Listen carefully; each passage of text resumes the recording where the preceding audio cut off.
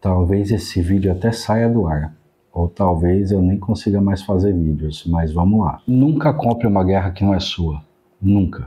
A guerra é quando o governo te diz quem são os seus inimigos, mas o seu bom senso te diz que tem alguma coisa errada ali. Vamos falar hoje de como os dispositivos que a gente leva todo dia, como um celular, um telefone inteligente, uma TV smart dessas, como esses dispositivos que são capazes de conectar à internet, eles estão, na verdade, te espionando e você nem percebe. Essas coisas estão te espionando de uma forma que você nem sequer imagina. Na verdade, quem está espionando você através dessas coisas é o teu governo, o teu país. Para quem me conhece aqui do canal, mas não sabe exatamente o que eu faço da minha vida, eu acho que eu comentei uma ou duas vezes por cima, mas na realidade eu sou programador, enfoque na segurança de dados, na segurança de sistemas de pago, na segurança de sites, na segurança de dispositivos eletrônicos. Então, a minha especialidade basicamente é segurança de dados. E é com base na minha experiência que eu vou contar algumas coisas para vocês. Quando você desliga o teu telefone, desligar mesmo ele, ou quando acaba a bateria dele 100%, você simplesmente acha que ele está, irrastreável, mas ele não está. A tua bateria nunca acaba 100%, essa é a verdade, ela sempre tem uma reserva ali para manter um microsistema funcionando dentro do teu telefone. Esse microsistema funcionando dentro do teu telefone, ele se encarrega de manter algumas funções do teu telefone vivas. E vários dispositivos fazem isso. E mesmo que você desligue o teu aparelho celular, ele continua sendo rastreável e também manipulável à distância por alguns organismos aí, vamos dizer. Vamos generalizar a coisa para não dar nomes aqui muito específicos, mas eu vou dar alguns nomes em algumas coisas. A verdade é que geralmente todo governo tem algum meio de espionar a população, em muitos casos justificado para prevenir algum tipo de terror, vamos dizer assim, e para prevenir alguns tipos de ataques premeditados ou coisas desse tipo, ou pessoas que podem ser de extremo interesse do governo, no caso de mercenários aí escondidos em outros países, ou pessoas que são procuradas, e nesse caso eu acho justificável que eles tenham como rastrear determinadas pessoas aí nesse tipo de caso. Fato é que todos os governos espiam os cidadãos de alguma forma ou de outra, e eles têm ou softwares proprietários, ou eles contratam empresas terceiras para fazer esse trabalhinho sujo por eles e ceder acesso a softwares desse tipo. E são softwares que não dependem de interação sua para ele ser ativo dentro do seu celular, nem dentro da sua televisão, nem no seu relógio inteligente que recebe chamadas, nem nenhum tipo de lugar desses. Ele não necessita da sua autorização para isso. Eu vou deixar os links aí dos softwares na descrição do vídeo, mas vamos falar bem baixinho aqui para ninguém ouvir. O primeiro software é o Pegasus e é de uma empresa de Israel. O outro software é o Ranger. Tem outro software chamado Finfisher, também é usado para isso por governos. Tem outro software chamado Hermit, e também é usado para isso. Você sabe o que todos esses softwares têm em comum? Eles são vendidos para governos ou cedidos a licença ou acesso por algum meio de assinatura para governos, e todos eles são da classificação zero clique. O que é zero clique? Zero clique é o tipo de coisa que, por meio de alguns protocolos internos de comunicação da rede GSM, eles só sabendo o seu número de telefone ou qualquer informação sua, eles podem ativar o teu microfone, a tua câmera, ler os seus arquivos sem que você precise dar um clique em nada para isso acontecer. Você não precisa ser infectado, você não precisa clicar numa mensagem, você não precisa instalar um aplicativo, você não precisa...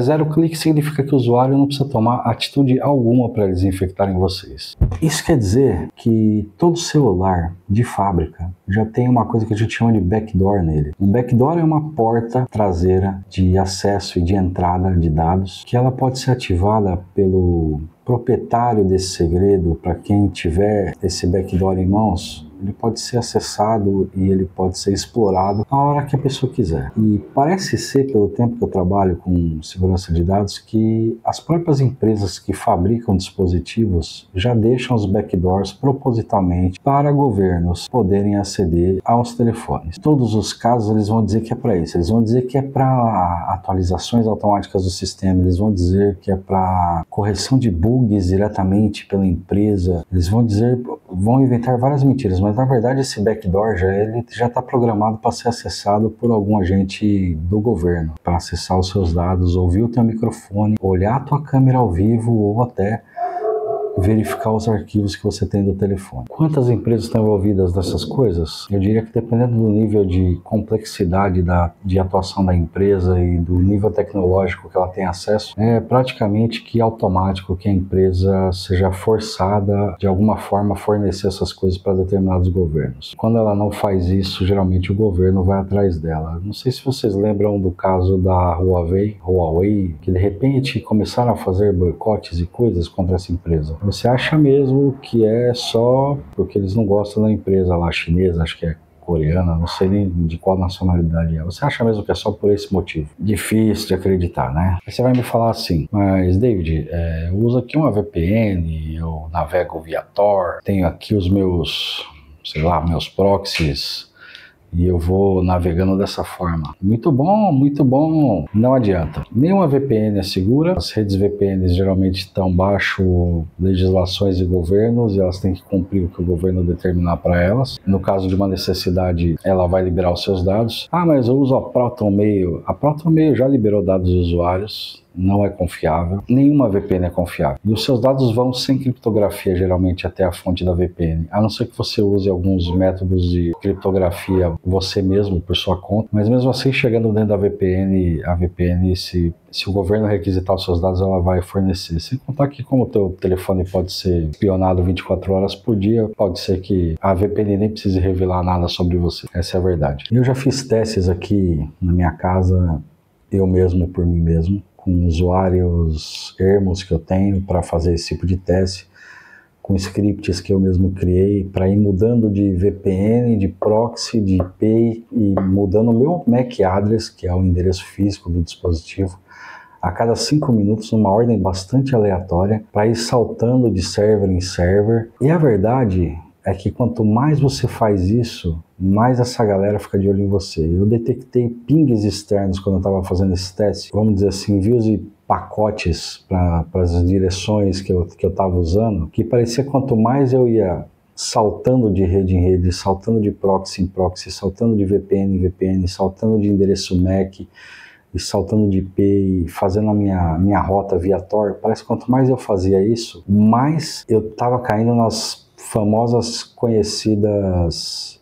nós da rede que são controlados por governos. A gente sabe hoje que a rede Tor tem vários nós que o governo mesmo disponibiliza os nós. Se o governo disponibilizou um nó Tor para você, ele tem controle desse nó e de tudo que trafega por ali. Se você está saltando de VPN em VPN e os endpoints da VPN também são os fakes do governo, que tem vários governos que têm esses pontos fakes, você também vai estar inevitavelmente passando por um nó do governo. E o que eu notei, a gente tem algumas listas, vamos supor assim, na internet de determinados IPs, determinadas VPNs, determinados nós do Tor, onde já sabidamente quem coordena aquilo ali é o governo, é alguma agência dessas, de alto escalão, de controle, né? Inevitavelmente, quando você começa a saltar muito de IP, de MAC address e tudo isso, eles já dão um jeito, eu não sei como. Você sempre vai cair num nó ou em algum serviço fornecido por eles antes de passar ao próximo. Ninguém vai falar isso para vocês, mas é a real. Eu já fiz o teste e quanto menos eu tentava me ocultar, menos acontecia. Se eu aumentava o intervalo para trocar de MAC address, de IP, de VPN, de proxy a cada, 15 minutos, pouco acontecia. Se eu botava 5 em 5 minutos, parecia que a ocorrência de eu ir parar em um nó desse era maior. Eu cheguei a testar com em 1 minuto. E aí eu sempre caía no mesmo nó, na mesma VPN, no mesmo proxy. Amiguinho, você não está salvo de ser espionado. Essa é a verdade. Esse vídeo é para te abrir o olho que você não vai estar a salvo de ser espionado nos seus dispositivos conectados à internet. Se você é sobrevivente, mas não entende do mundo da informática, do mundo da segurança digital e dessas coisas todas, e você não sabe do que eu estou falando, busca por um cara chamado Edward Snowden. É até mal eu citar o nome desse cara aqui no vídeo, porque vai, né? Mas procura por Edward Snowden, tenta ver alguns documentários obscuros que tem aí que fizeram, que ele pode falar bastante nesses documentários. Vai ser difícil de encontrar em determinados países, mas procura alguns documentários, algumas entrevistas que fizeram com esse cara e as coisas que ele revelou de quando ele trabalhava ali em uma determinada agência, que eu não vou falar o nome, e do poder que essa galera tinha. Basicamente, o que ele explica para todo mundo, e o que eu já meio que sabia que isso deveria acontecer de alguma forma, que existe uma espécie de software rodando na internet, por trás de servidores, por trás de provedores de acesso, por trás de vários meios desses. E esse software fica buscando alguém que cita termos determinados, que fala de determinadas coisas, que comenta de determinados assuntos. E não só isso, quando você vira um alvo de interesse por ter comentado, não sei, num fórum, em algum lugar, algum termo, alguma coisa, pode ser de interesse do governo, pode ser que o seu nome, o seu IP, os seus dispositivos entrem numa lista onde aí já vem uma inteligência artificial que tem acesso a esses backdoors que eu já falei, e essa inteligência vai poder acessar o teu dispositivo e ficar te monitorando para ver se você realmente está falando desse assunto no seu dia a dia. E analisar suas frases, analisar o conteúdo e o contexto do que você diz, e a partir daí estar filtrando e te monitorando para ver se você é um potencial perigo aí para o Estado. E é verdade. A partir do momento que ele detectar que você é um perigo para o Estado, pode ser que você não seja nem um terror, vamos dizer assim, mas se você for um objetivo que pode causar prejuízo para o Estado e estiver falando coisas que não deveria estar falando ou coisa parecida, pode ser que você entre numa outra lista de pessoas não gratas, dependendo do tipo de país. Aí eu te pergunto, você quer mesmo ser uma pessoa não grata de algum país?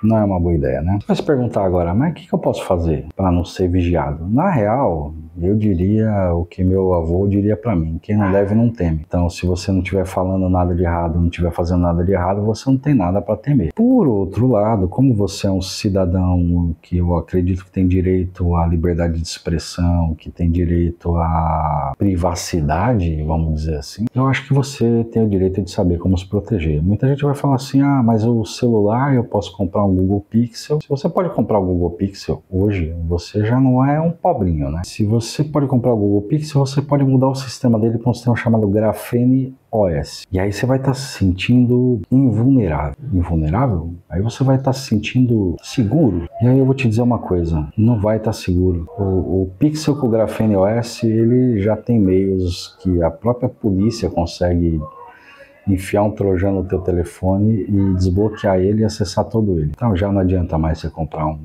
Pixel para instalar um Graphene OS, essa é a verdade. Agora minha recomendação para você é, enquanto você vive em sociedade, não se atente muito a ficar se protegendo o telefone ou essa coisa toda, mas mantenha um perfil baixo e não fique falando besteira em dispositivos ou perto de dispositivos móveis, porque você pode estar virando alvo sem saber. Às vezes só por fazer uma piada pode ser que te interpretem da maneira errada. Se você manter um perfil baixo e não falar besteira, você não precisa ter medo, é o famoso quem não deve não teme, então você não precisa se proteger de nada. Agora, você sendo um sobrevivencialista e sendo uma pessoa preparada para uma situação de BO, situação de um SHTF, um problema grave mesmo, onde você precise sair do sistema, então eu te recomendo sair do sistema 100%. Você vai quebrar o teu celular, quebrar o teu chip e área.